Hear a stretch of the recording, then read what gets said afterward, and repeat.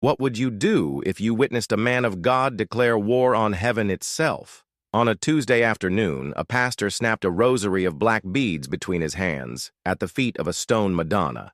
The crack of splintering wood and plastic was a sound louder than a gunshot in the sudden quiet of the holy plaza.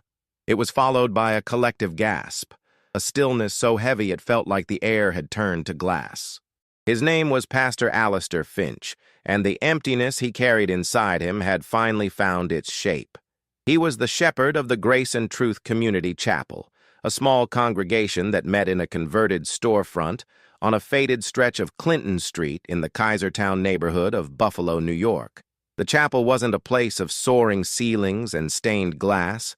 It was a long room with water-stained drop-ceiling tiles and fluorescent lights that hummed with a weary, incessant buzz. The metal folding chairs were cold to the touch, even in summer. His world was one of straight lines, hard surfaces, and the smell of dust and damp hymnals. The place was a mirror. It reflected the stark, unadorned landscape of his own soul, a territory he had long since ceded to a quiet, grinding despair. Alistair was a tall man, made to look smaller by the stoop in his shoulders, as if he were perpetually bracing against a wind no one else could feel.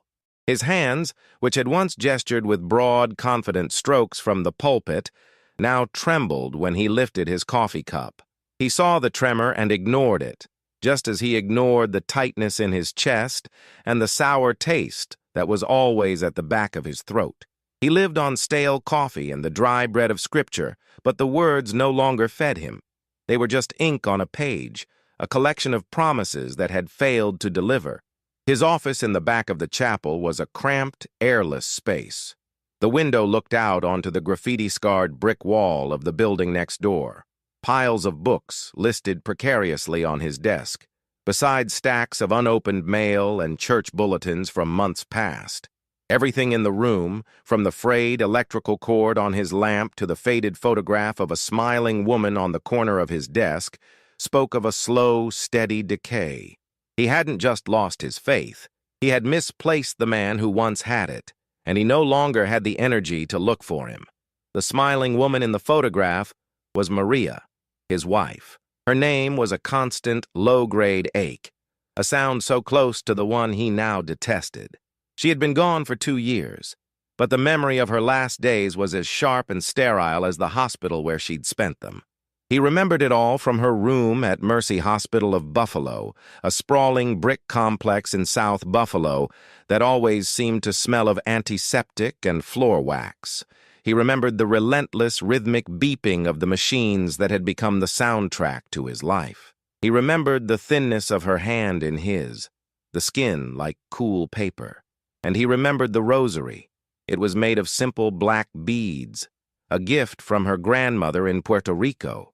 She had held it constantly, her thumb stroking the smooth surface of each bead, her lips moving with prayers he could not understand and did not want to. He had prayed, too, in his own way. He had bargained with his God, the God of stark pulpits and unadorned truth. He had paced the linoleum floors of the hospital chapel, a sterile room with none of the statues or icons Maria loved, and demanded a sign, a healing, a reprieve. All he received in return was silence. The silence of the doctors' grave faces. The silence of the humming machines after they were finally turned off. The silence of the drive home to an empty house.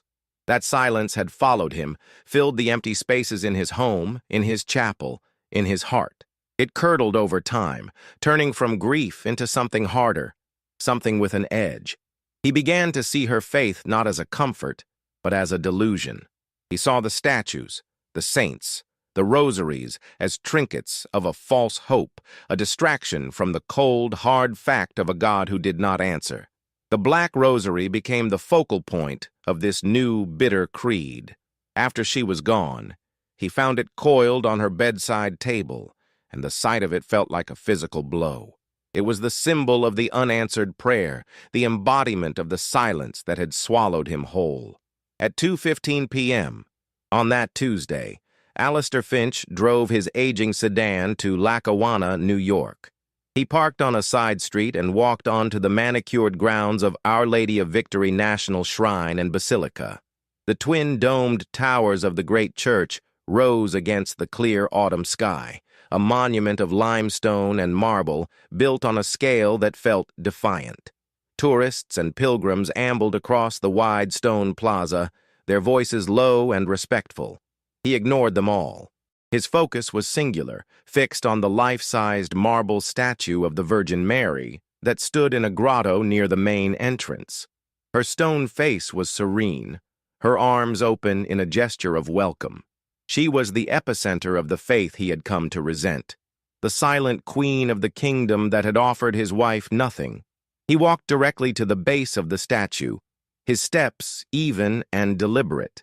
He wasn't frantic or wild. A cold calm had settled over him. From his coat pocket, he pulled the black rosary. It was a physical weight in his palm, 2 years of silent argument made tangible. He held the crucifix in one hand and the loop of beads in the other. He didn't shout. He didn't preach. He simply pulled. For a moment, the braided cord resisted. Then, with a sudden, sharp crack, it gave way. The sound cut through the gentle murmur of the plaza. The crucifix fell from his right hand, the beads from his left, scattering across the stone steps like spilled seeds. A woman in her 70s, clutching a plastic bag of groceries, gasped loud enough for him to hear. The bag slipped from her fingers, and a carton of eggs broke on the pavement. A young man scrolling on his phone looked up, his expression slack with disbelief. A groundskeeper, raking leaves near the edge of the lawn, froze in place, his hands tight on the wooden handle. For 5 full seconds, no one moved. The only sound was the distant traffic on Ridge Road.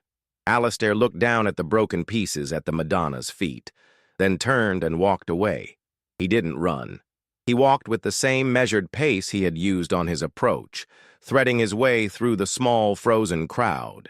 He felt their eyes on his back, a prickling sensation of shock and condemnation, but he did not turn around. No one tried to stop him. No one said a word. The silence he had imposed on the plaza followed him back to his car. Behind him, the spell slowly broke. The old woman, Mrs. Agnello, sank to her knees, not with the grace of prayer, but with the stiff awkwardness of age. She ignored her spilled groceries and began to pick up the scattered black beads, her lips moving, whispering prayers of reparation. The young man, after a moment of stunned inaction, raised his phone and began recording the scene. The kneeling woman, the broken eggs, the dark beads scattered at the feet of the serene white statue. The video, shaky and silent, was uploaded before Mrs. Agnello had found the 5th bead. By the time Alistair arrived back at his small chapel in Kaisertown, the digital ripple was already spreading. He walked into his office and sat in his chair, the silence of the room a stark contrast to the storm he had just unleashed. He felt nothing. No triumph, no release, no satisfaction. There was only the same hollow space inside him, perhaps a little wider, a little colder than before. The action was done, but the argument was not over. It had simply moved inside, where there were no witnesses. At 5:30 p.m., the afternoon light began to fail, casting long shadows across Alistair's office. The tightness in his chest had returned, no longer a dull ache but a constricting band of pressure. He tried to breathe deeply, telling himself it was stress, a physical reaction to the day's confrontation. But this felt different. It was a cold that started in his marrow, a deep cellular chill that had nothing to do with the autumn air seeping through the window frame.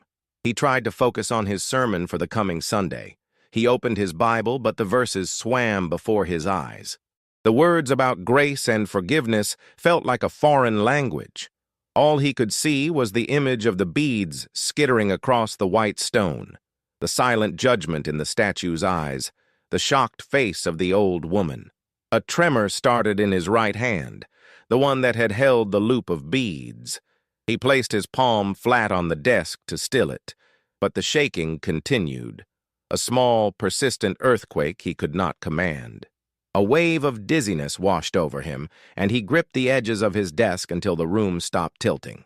He had expected a release, a violent catharsis that would scour the grief from his soul.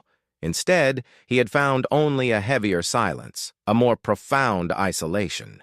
He had shouted his rage at the heavens, and the only answer was the echo of his own breaking heart. At 8:45 p.m., the pressure in his chest became a spear of fire. He gasped, stumbling from his office chair and into the main room of the chapel. He leaned against the back wall, his breath coming in ragged, shallow bursts. The fluorescent lights above him hummed, then flickered violently. One by one they went dark, plunging the room into the deep gloom of the city night, pierced only by the weak orange glow of a distant streetlight. And then the orange glow was gone, replaced by something else. A soft, silver light began to bloom in the center of the room. It was not a harsh, electric light. It was gentle, pearlescent, and it seemed to emanate from the very air itself. It grew steadily, washing over the cold metal chairs, the dusty pulpit, the water-stained walls, bathing everything in an ethereal luminescence that cast no shadows. A profound silence fell. The distant drone of traffic on Clinton Street, the hum of the city, the barking of a dog down the block, it all vanished. The only sound was the frantic, painful hammering of his own heart. With the light and the silence came a scent, so powerful it was overwhelming. It was the fragrance of roses, not the faint perfume of a garden, but the impossibly rich, deep scent of 1,000 blooms opening at once. It filled the small, stale chapel, chasing away the smell of dust and decay. Alistair saw no one. There was no apparition, no figure in the light. Yet he felt a presence. He felt seen, not with the judgment he had courted, not with the anger he had tried to provoke, but with a gaze of immense, heartbreaking sorrow. 2 blocks away, on Weiss Street, a man named Stan Kowalski was walking his dog. He glanced up at the darkened storefront of the Grace and Truth Chapel and stopped. A soft, pulsing silver light was glowing in the windows, a light he had never seen before. He watched it for a moment, a strange, beautiful glow where there should only have been darkness, and then, shaking his head, he tugged on the leash and continued his walk. At 9 p.m., the silver light faded, the scent of roses dissipated, and the sounds of the city rushed back in, loud and jarring. The pain in Alistair's chest was an inferno. Every beat of his heart was a new agony, and he knew, with a certainty that left no room for doubt, that he was dying. An impulse, born not of thought, but of some deeper primal instinct, seized him. He had to go back. He stumbled out of the chapel, leaving the door unlocked behind him. He fumbled with his car keys, his shaking hands making the simple task a monumental effort. The drive back to Lackawanna was a blur of streetlights and pain, his vision tunneling, his breath a searing fire in his lungs. He parked haphazardly and staggered onto the deserted plaza. The basilica was illuminated by powerful spotlights, its white limestone glowing against the black sky. He fell to his knees at the base of the statue of Mary. The cold of the stone seeped through his trousers, but he barely felt it. His gaze fell upon the scattered pieces of the broken rosary. Driven by that same inexplicable urge, he began to gather them. His body screamed in protest with every movement. He picked up one bead, then another, his trembling fingers clumsy and slow. Tears streamed down his face, hot against his cold skin, dripping onto the stone where he worked. He wasn't praying for his life. He wasn't bargaining anymore. He was simply mending what he had broken. It was the only thing left to do. In her small house on Ingham Avenue, not far from the basilica, Mrs. Agnello watched the late news. A local reporter was standing on the plaza, speaking of a minor act of vandalism that had occurred earlier in the day. She looked at the single black bead she had kept, now resting on her nightstand. She picked it up, its smooth surface cool against her palm, and she prayed, not for the desecrated object, but for the soul of the angry, broken man she had seen. Miles away, a student at Canisius College in Buffalo sat in his dorm room, his finger hovering over the post button. He watched the video he had taken one more time. He had been about to share it with a witty, cynical caption, but now he saw something different. He saw past the shocking act to the profound pain etched on the pastor's face. Deleting the video, he picked up his phone and called his mother for the first time in 6 months. In a quiet neighborhood near Cazenovia Park, a paramedic named Frank checked the supplies in his ambulance. The radio crackled with a call. A man down, cardiac arrest, at the Our Lady of Victory Basilica. As they sped toward the address, Frank felt a strange sense of quiet settle over him, a calm that displaced the usual adrenaline. He had a feeling this call would be different. At 9:15 p.m., a groundskeeper making his final rounds found Pastor Alistair Finch collapsed at the feet of the statue. The broken pieces of the rosary were cupped in his pale hand. The first responders arrived minutes later, their movements urgent and professional under the harsh glare of the plaza's spotlights. They worked tirelessly, the paramedic Frank leaning over Alistair, administering chest compressions on the cold stone. In a moment of stillness between compressions, Alistair's eyes fluttered open. They were unfocused for a second, then cleared. He looked past the faces of the men working to save him, his gaze lifting to the serene carved face of the marble Madonna above. Frank leaned in close, trying to hear if he was breathing, if he was trying to speak. A single, clear whisper escaped Alistair's lips. The paramedic documented the final audible word he heard. It was a name. Mary. The official time of death was recorded. It was exactly 7 hours after he had shattered the rosary. In the years that followed, the story became a quiet, local legend, a cautionary tale whispered among the faithful. A small, unsigned plaque was eventually placed on the stone bench near the grotto. It made no mention of Alistair Finch or his act of rage. It said only, "Forgiveness is always possible." The groundskeepers began to notice something new. Almost every morning, without fail, they would find a single fresh rose, sometimes red, sometimes white, left at the base of the statue, a silent testament to a final, desperate act of grace. A moment of profound brokenness can become the doorway to an unexpected peace. An act of anger can lead not to ruin, but to a final, desperate act of mending. Alistair Finch's war was not with heaven, but with his own grief, and in his last moments, at the feet of the very symbol he reviled, he surrendered. Perhaps the greatest silence we experience is not an absence of God, but an invitation, a space cleared for us to finally speak the name of what we have lost, and in doing so, find our way home. If this story touched you, like the video, subscribe to, and share it with someone who needs hope today. Tell us your moment of unexpected grace in the comments.